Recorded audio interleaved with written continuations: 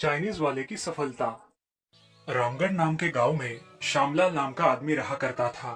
उसे दो बेटे थे, संजय और विजय। दोनों भी काम करने में माहिर थे।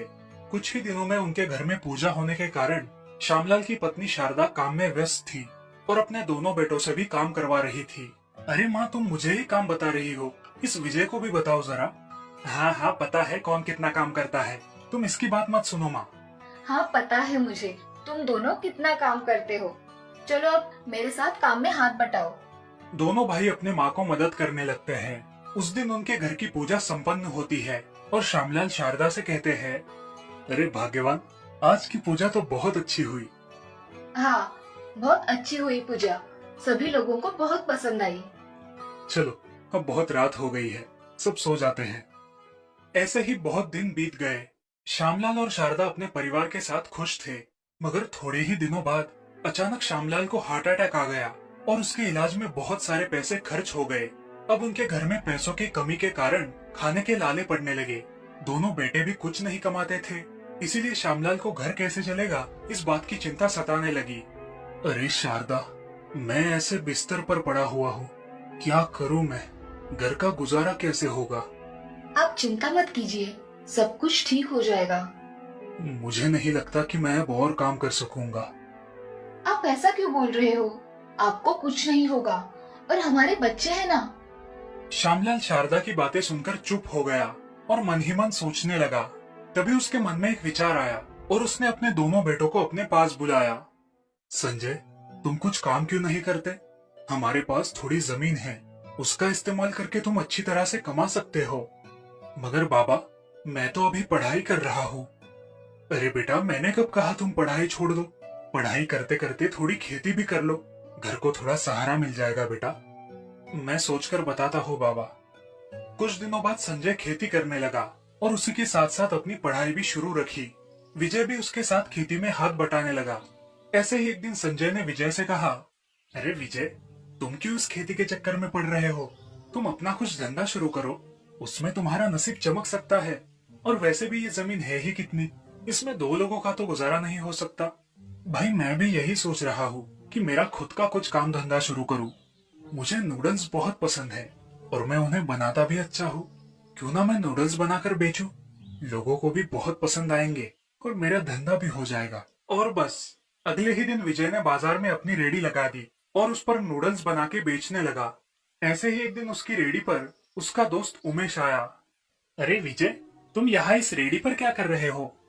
अरे मैंने सोचा कि धंधे में अपना नसीब आजमा के देख लूं। ये अच्छी बात है। चलो, मुझे एक प्लेट शेजवान नूडल्स बना कर दो। हाँ, अभी देता हूँ। विजय ने नूडल्स बनाकर उमेश को एक प्लेट में दिए। अरे यार विजय, तेरे हाथों में तो जादू है, जादू। कितने अच्छे नूडल्स बनाए हैं तुमने। तुम्हें पसंद आए, इसका मतलब बाकी लोगों को भी बहुत पसंद आएंगे। अब धीरे धीरे विजय अपने काम में बहुत व्यस्त रहने लगा। उसको ऐसे नूडल्स बेचते हुए देख संजय को बहुत अच्छा लगता था, क्योंकि अब वो जमीन में हिस्सा नहीं मांग रहा था। ऐसे ही बहुत दिन बीत गए। विजय की नूडल्स की रेडी पर सुबह शाम लोगों की भीड़ लगी रहती थी और उसका सारा ध्यान अपने ग्राहकों पर ही होता था। ऐसे ही एक दिन एक औरत उसके नूडल्स की दुकान पर आई। उसने विजय की बहुत तारीफ सुनी थी। जी मैडम, आपको क्या चाहिए? जी मुझे एक प्लेट हक्का नूडल्स चाहिए। जी अभी देता हूँ। थोड़ी ही देर में विजय उस औरत के सामने प्लेट रखता है और अपना काम करने लगता है। उस औरत को विजय के बनाए हुए नूडल्स बहुत पसंद आते हैं और वो विजय से कहती है, अरे भाई, ये नूडल्स तो बहुत ही अच्छे हैं, मुझे बहुत पसंद आए। धन्यवाद मैडम। अगले हफ्ते मेरे बच्चे का बर्थडे है, क्या तुम उस पार्टी में नूडल्स बना कर दोगे? जी मैडम, मैं जरूर आऊंगा, बस आपके घर का पता दे दीजिए। जी भैया। ऐसा कहकर वो औरत विजय को पता और कुछ एडवांस पैसे देकर वहाँ से चली जाती है। बर्थडे के कुछ दिन पहले ही विजय ने सारी तैयारी कर ली ताकि किसी चीज की कोई कमी ना हो, और बर्थडे के दिन उस दिए हुए पते पर पहुंचकर सारे बच्चों को उनके मनपसंद नूडल्स खिलाए। सारे बच्चे बहुत खुश हो गए। तभी वहाँ एक सुधीर नाम का आदमी आया और विजय से बोला, अरे भाई, तुमने बहुत अच्छे नूडल्स बनाए हैं, इनका स्वाद तो मुंह से जाता ही नहीं। क्या तुम मेरे होटल के लिए नूडल्स बनाकर दिया करोगे? हाँ हाँ साहब, जरूर बना कर दूंगा। आप बस मुझे आपके होटल का पता बता दीजिए, तो फिर कल इस पते पर आ जाना, ठीक है? जी साहब।